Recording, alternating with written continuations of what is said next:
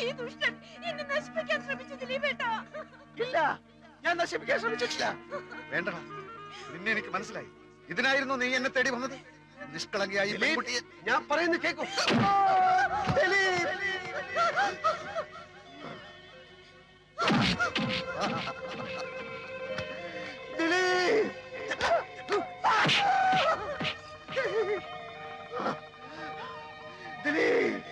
സുഹൃത്താണത്ര, സുഹൃത്ത്.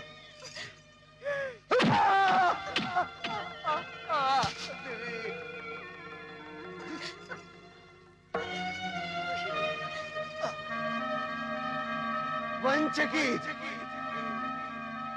വഞ്ചകി, വഞ്ചകി.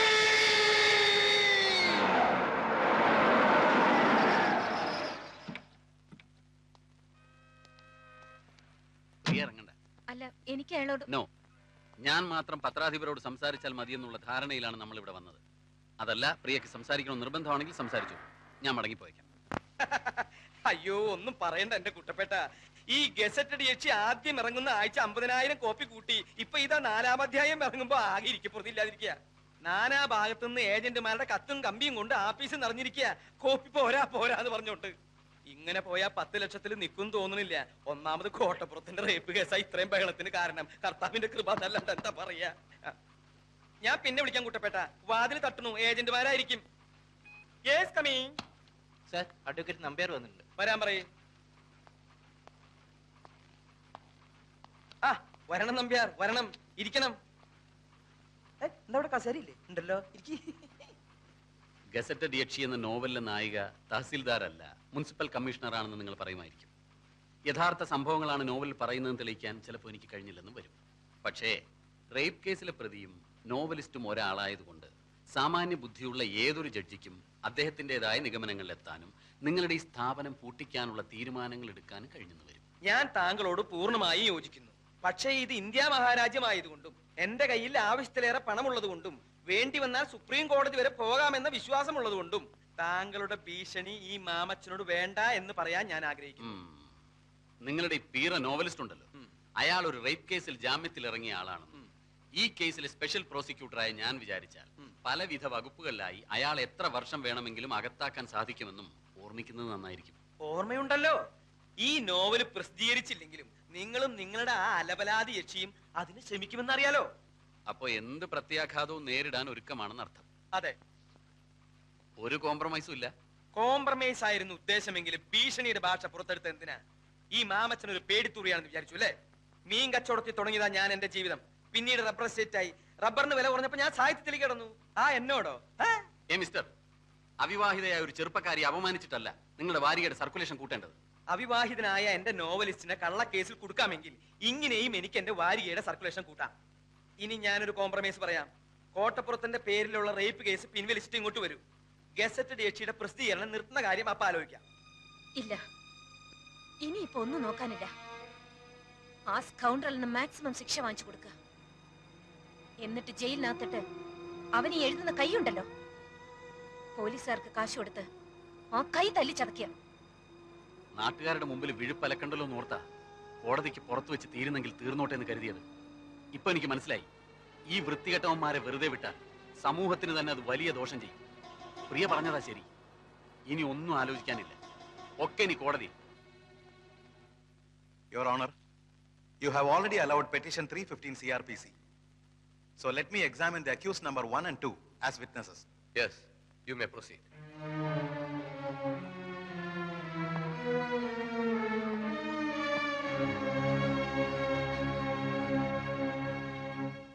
നിങ്ങളും രണ്ടാം പ്രതി രാമകൃഷ്ണനും അന്യായക്കാരുടെ വീട്ടിൽ എന്തിനു പോയി? ഞങ്ങൾ താമസിക്കുന്ന വീട്ടിൽ വന്ന് അവർ ഞങ്ങളെ കാപ്പ് കുടിക്കാൻ ക്ഷണിച്ചു, അതുകൊണ്ട് പോയി. അപ്പൊ അവരുടെ വീട്ടിൽ ആരൊക്കെ ഉണ്ടായിരുന്നു? അവരും അവരുടെ ജോലിക്കാരിയും. നിങ്ങൾ കാപ്പി കുടിച്ചോ? ഇല്ല. എന്തുകൊണ്ട് കുടിച്ചില്ല? കുടിക്കാൻ തുടങ്ങുന്നതിന് മുമ്പ് പെട്ടെന്ന് ആ സ്ത്രീ ഒരു കത്തിയെടുത്ത് അവരുടെ വെയിൻ കട്ട് ചെയ്ത് മരിക്കാൻ പോവുകയാണെന്ന് പറഞ്ഞു. ഞങ്ങൾ അവരെ തടയാൻ ശ്രമിച്ചു. വേറെ ഒന്നും സംഭവിച്ചില്ലേ? ഇല്ല. ഇതിനു മുമ്പ് നിങ്ങൾ ഏതെങ്കിലും ക്രിമിനൽ കേസിൽ പെട്ടിട്ടുണ്ടോ? ഇല്ല. നിങ്ങൾ കല്യാണം കഴിച്ചാണോ? അല്ല. എന്തുകൊണ്ട് കല്യാണം കഴിച്ചില്ല? ഒരു സ്ത്രീയെ കല്യാണം കഴിച്ചവളെ കടപ്പറയിലെ ഒരു ഉപകരണമാക്കി മാറ്റാൻ എനിക്ക് സാധിക്കില്ല എന്നുള്ളതുകൊണ്ട്. സ്ത്രീകളോടുള്ള നിങ്ങളുടെ മനോഭാവം എന്താണ്? സ്ത്രീ അമ്മയാണ്, ദൈവമാണ്. That's all, Your Honor.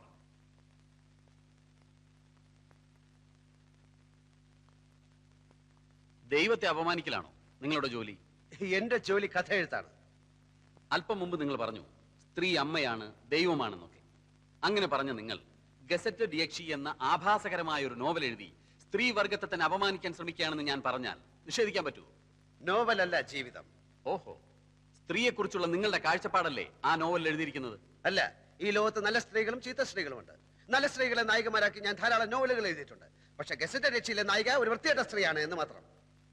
അന്യായക്കാരിയോടുള്ള പക തീർക്കാനല്ലേ നിങ്ങൾ ആ നോവൽ എഴുതിയത്? കാശിന് വേണ്ടിയാണ് ഞാൻ നോവൽ എഴുതുന്നത്. ഗസറ്റഡ് യക്ഷിയിലെ നായികയുടെ ചിത്രത്തിന് അന്യായക്കാരിയുടെ മുഖം എങ്ങനെ വന്നു? അത് ചിത്രം വരച്ച ആളോട് ചോദിക്കണം. നിങ്ങൾ മദ്യപിക്കാറുണ്ടോ? ആ, അത്യാവശ്യം. ഇതുവരെ ഒരു കേസിലും പ്രതിയായിട്ടില്ല എന്ന് നിങ്ങൾ പറഞ്ഞു. മദ്യപിച്ച് അന്യായക്കാരിയുടെ വീട്ടിൽ കയറിയതിന് നിങ്ങളെ പോലീസ് അറസ്റ്റ് ചെയ്തിട്ടില്ലേ? രണ്ടാം പ്രതി രാമകൃഷ്ണന്റെ വീടാണെന്ന് കരുതിയാണ് ഞാൻ ആ വീട്ടിൽ കയറിയത്. എന്ത് കരുതി എന്നുള്ളതല്ല, നിങ്ങളെ പോലീസ് അറസ്റ്റ് ചെയ്തോ ഇല്ലയോ? പോലീസ് അറസ്റ്റ് ചെയ്തില്ല, എന്നെ കൂട്ടിക്കൊണ്ടുപോയി. SIക്ക് സത്യം ബോധ്യമായപ്പോ എന്നെ വെറുതെ വിട്ടു. ഈ സ്ത്രീകൾ തനിച്ച് താമസിക്കുന്ന വീട്ടിൽ കയറി ബ്രേക്ക്ഫാസ്റ്റ് കഴിക്കലാണോ നിങ്ങളുടെ ജോലി? ബ്രേക്ക്ഫാസ്റ്റ് കഴിക്കാൻ തോന്നുമ്പോൾ ആ വീട്ടിൽ സ്ത്രീകൾ തനിച്ചാണോ സംഘം ചേർന്നാണോ താമസിക്കുന്നത് എന്ന് ഞാൻ നോക്കാറില്ല. ഏത് സ്ത്രീ വിളിച്ചാലും നിങ്ങൾ ബ്രേക്ക്ഫാസ്റ്റ് കഴിക്കാൻ പോവോ? ബ്രേക്ക്ഫാസ്റ്റ് മാത്രമല്ല, ലഞ്ചും സപ്പറും ഒക്കെ കഴിക്കാൻ പോകും. വർഷങ്ങളായി മനസ്സിൽ കൊണ്ടു നടന്ന അന്യായക്കാരിയോടുള്ള പക തീർക്കാൻ വേണ്ടിയാണ് നിങ്ങൾ അവരെ മാനഭംഗം ചെയ്യാൻ ശ്രമിച്ചതെന്ന് ഞാൻ പറഞ്ഞാൽ നിഷേധിക്കാൻ കഴിയൂ? കഴിയും. ഞാൻ ഈ സ്ത്രീയെ ആദ്യമായി കാണുന്നത് തന്നെ ഏതാനും ദിവസങ്ങൾക്ക് മുൻപാണ്. ഓഹോ, സ്ത്രീയെ കിടപ്പറയിൽ വെറും ഒരു ഉപകരണമാക്കി മാറ്റാൻ സാധിക്കാത്തതുകൊണ്ടാണ് നിങ്ങൾ കല്യാണം കഴിക്കാത്തതെന്ന് ഇവിടെ പറഞ്ഞു. അതെ. നിങ്ങളുടെ അച്ഛന്റെ പേര് കൃഷ്ണമേനോൻ. അതെ. അമ്മ ലക്ഷ്മിക്കുട്ടി അമ്മ. അതെ. ഇതാരുടെ കല്യാണക്കത്താണ്?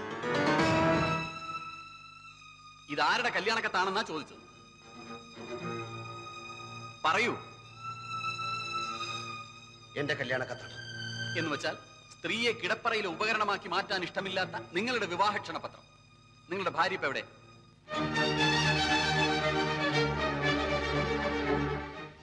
ഞാൻ കല്യാണം കഴിച്ചിട്ടില്ല. കഴിച്ചിട്ടില്ലേ?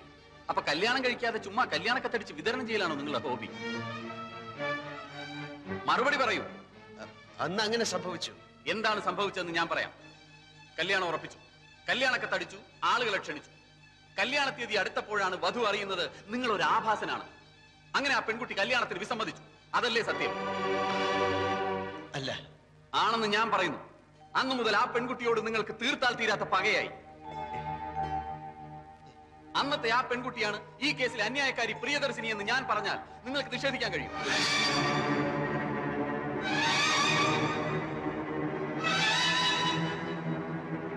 ഈ ക്ഷണക്കത്തിലെ വധു പ്രിയ മേനോൻ തന്നെയാണ് അന്യായക്കാരി പ്രിയദർശിനി. വരൻ വിദ്യാസാഗർ തന്നെയാണ് ഇപ്പോഴത്തെ ഈ novelist Sagar Kottappuram. Your honour, അന്ന് തന്നെ നിഷേധിച്ച പെൺകുട്ടിയോടുള്ള മുൻ വൈരാഗ്യം തീർക്കാൻ വർഷങ്ങളായി അവസരം തേടി നടന്ന പ്രതി ഒടുവിൽ ഈ കിട്ടിയ സന്ദർഭം ഇവിടെ ഉപയോഗപ്പെടുത്തുകയായിരുന്നു എന്നുള്ളതാണ് സത്യം. That's all your owner.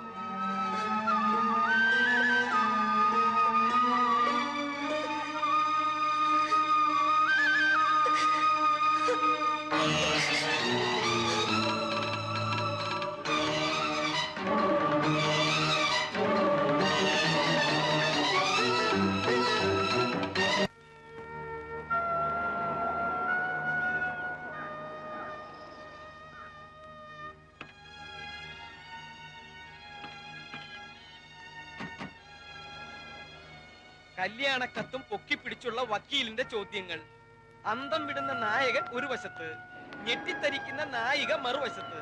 ഈ കോടതി രംഗം അതേപടി ഒരു അധ്യായമാക്കാം. വായനക്കാരന്റെ കണ്ണു തള്ളും, ഞരമ്പുകൾ വലിഞ്ഞു മുറുകും. ചൂടാറുന്നതിന് മുമ്പ് ഈ മാറ്ററിന്റെ എഴുതി തന്നേക്ക്. അതിരിക്കട്ടെ, കല്യാണക്കത്തടിച്ചു, കല്യാണം നടന്നില്ല, അതെന്താ കാരണം? അത് പോട്ടെ, 5-6 വർഷത്തിനിടയിൽ വീണ്ടും കണ്ടുമുട്ടിയപ്പോൾ നായകൻ നായികയെ തിരിച്ചറിഞ്ഞില്ല, നായിക നായകനെ തിരിച്ചറിഞ്ഞില്ല. ഈ സിനിമയിലും നോവലിലും ഒക്കെ പഴയ കാലം മറന്നു പോണ ഒരു രോഗമുണ്ടല്ലോ, എന്താ അതിന്റെ പേര്? അമ്ലേഷ്യം അല്ലേ? രണ്ടാൾക്കും അമ്ലേഷ്യം പിടിപെട്ടതാണോ? എന്തെങ്കിലും ഒന്ന് പറ എന്റെ കോട്ടപ്പുറം.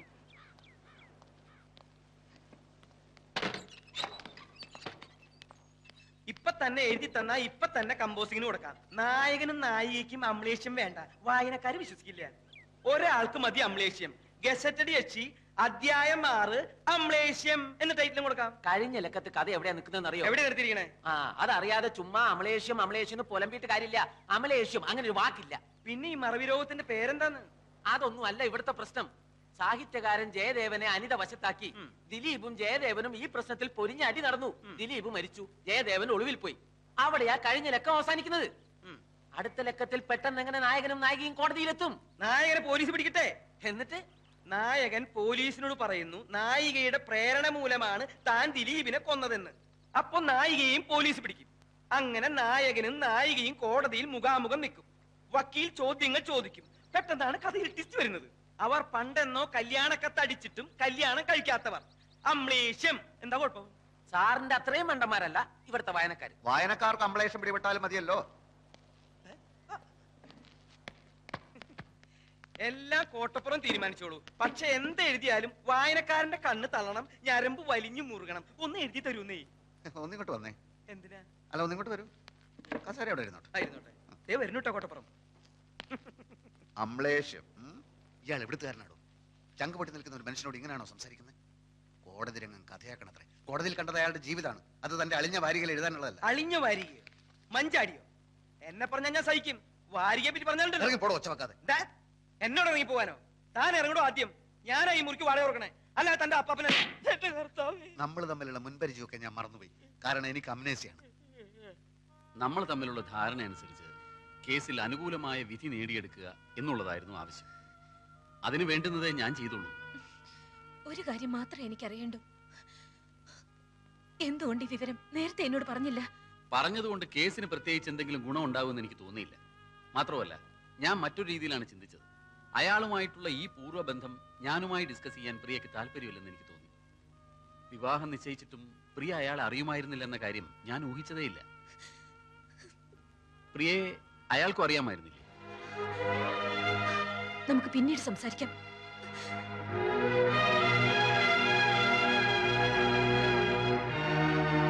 സർ, ഇനി ഈ കേസ് പ്രൊസീഡ് ചെയ്യാൻ എനിക്ക് താല്പര്യമില്ല.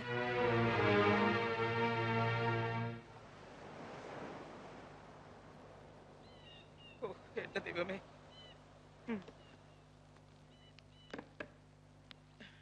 അതേ കിടപ്പ് തന്നെ. എഴുതാനുള്ള ഒരു നീക്കവും കാണുന്നില്ല. എന്നെ വേണമെങ്കിൽ ഒന്നും കൂടി തല്ലിക്കോ. എന്റെ സങ്കടം ഞാൻ പിന്നെ ആരോടാ പറയാ? എഴുന്നേൽക്ക കുടിക്കുക കെടുക്കുക, എഴുന്നേൽക്ക കുടിക്കുക കെടുക്കുക. സ്കോച്ച് വേണമെന്ന് പറഞ്ഞപ്പോ അതും വാങ്ങിച്ചു കൊടുത്തു. രൂപ എത്രയാ പൊടിച്ചത്? താസിൽദാർ സാറിന് അറിയോ? ഈ നാട്ടിൽ വേറെ എഴുത്തുകാരില്ലഞ്ഞിട്ടല്ല. MT വാസുദേവൻ നായരും മഞ്ചാടിക്ക് ഒരു നോവൽ എഴുതി തരാന്ന് പറഞ്ഞിട്ട്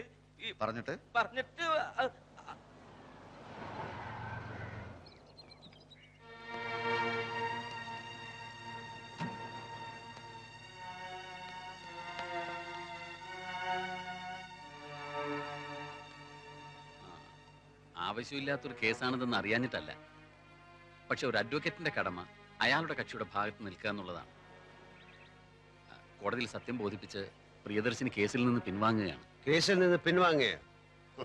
അതെന്തിന്? സത്യത്തിൽ അതൊരു കള്ളക്കേസാണല്ലോ mister Sagar. Mister Sagar? Mister Sagar ഞാൻ? താൻ പെട്ടെന്ന് മാന്യനായോ? നാണവും മാനവും ഇല്ലാതെ വെറും കാശിന് വേണ്ടി കോടതിയിൽ കിടന്ന് നാടകം കളിച്ച നാറിയല്ലോടോ താൻ? നാറി വക്കീലേ, ഇപ്പൊ ഒന്ന് പറയാണ് കള്ളക്കേസാണെന്ന്. ശരിക്കുള്ള കേസ് ഞാൻ ഉണ്ടാക്കി തരാടോ. ഇടിച്ചതിന്റെ നെഞ്ചെ കളിക്കി തരാം.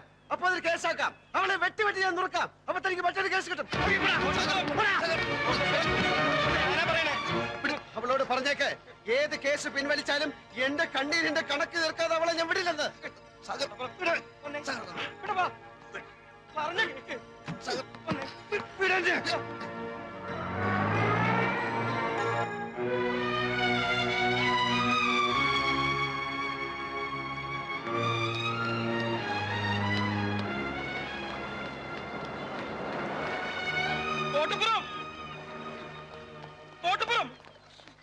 നിക്ക്, ആത്മഹത്യ ചെയ്യരുത്. അതിന് മാത്രം ഇവിടെ ഒന്നും സംഭവിച്ചിട്ടില്ല. ആത്മഹത്യയോ? വിടോ. സ്വസ്ഥമായിട്ടൊന്ന് ആലോചിക്കാനും സമ്മതിക്കില്ല. അതല്ല, പെട്ടെന്നൊന്നും മിണ്ടാതെ ഇങ്ങോട്ട് പോന്നപ്പോ. അത് പോട്ടെ, ഇപ്പൊ ആലോചിച്ച എന്താ? കഥയാണോ? ഈ കാണുന്നത് എന്താണ്? ഇത് കടലല്ലേ? അല്ലേ? ഈ കടലിന്റെ അക്കരെ എന്താണ്? കടലിനക്കരെ അക്കരെ കരയായിരിക്കും അല്ലേ? ഈ അറബിക്കടൽ കടന്നു നിന്നാൽ എത്തുന്നത് എവിടാണ്? ഗൾഫിലല്ലേ? അതെ, ഗൾഫ്. ഗൾഫ്.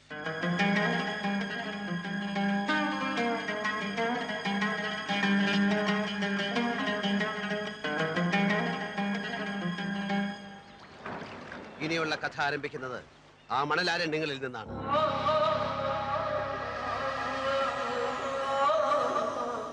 അത് പക്ഷേ ഇതുവരെ എഴുതിയ കള്ളക്കഥയല്ല, യഥാർത്ഥ കഥ, എന്റെ ജീവിതം. ഇനി ഞാൻ എഴുതുന്നത് എന്റെ തന്നെ ജീവിത കഥയാണ്. ഗസറ്റഡ് യക്ഷിയും ജയദേവൻ എന്ന എഴുത്തുകാരനും ഇനി പ്രിയദർശിനിയും സാഗർ കോട്ടപ്പുറവുമായി ഇവിടെ പുനർജനിക്കുന്നു.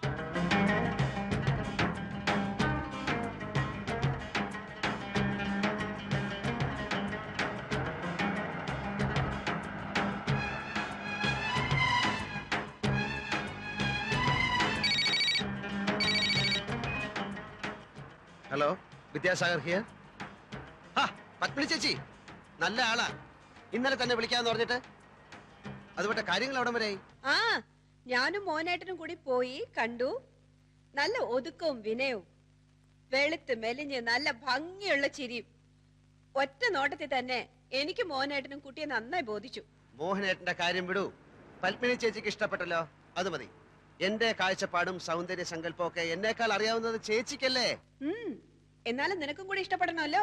പറ്റുമെങ്കിൽ ഒരു 3-4 ദിവസത്തേക്ക് വന്നിട്ട് പോയിക്കൂടെ നിനക്ക്? ഇപ്പൊ വന്നാ കല്യാണത്തിന് വരാൻ അറബാബ് ലീവ് തരില്ല. അപ്പൊ പിന്നെ ഒരു താലി പാഴ്സൽ അയച്ച് തരേണ്ടി വരും ഞാൻ. ഒക്കെ ചേച്ചിയും മോഹനേട്ടനും കൂടെ അങ്ങോട്ട് തീരുമാനിച്ചാ മതി. ഏതായാലും കുട്ടിയുടെ ഫോട്ടോ ഞാൻ കൊടുത്തയച്ചിട്ടുണ്ട്. എപ്പോ കൊടുത്തയച്ചു? ആരുടെ കൊടുത്തയച്ചു? എന്ന് കൊടുത്തയച്ചു? കിടന്ന് ചാടാതെ. നിന്റെ കൂട്ടുകാരൻ സൈനുദ്ദീന്റെ സിസ്റ്റർ സോണിയ അല്ലേ? അവളും ഹസ്ബൻഡും കൂടി യാത്ര പറയാൻ വന്നിരുന്നു മെനിഞ്ഞാന്ന് രാത്രിയില്. കയ്യോട് കൊടുത്തയച്ചിട്ടുണ്ട്. ഫോട്ടോ ഇപ്പൊ സൈനുദ്ദീന്റെ കൈ കിട്ടിക്കാണല്ലോ. അവൻ പറഞ്ഞില്ലേ? അവൻ പറഞ്ഞില്ല. കള്ള നമുക്ക് മറന്നു കാണും. ഞാൻ പിന്നെ വിളിക്കാം. ഇവിടെ പെട്ടെന്ന് കുറച്ച് ഭയങ്കര തിരക്കിലായി പോയി.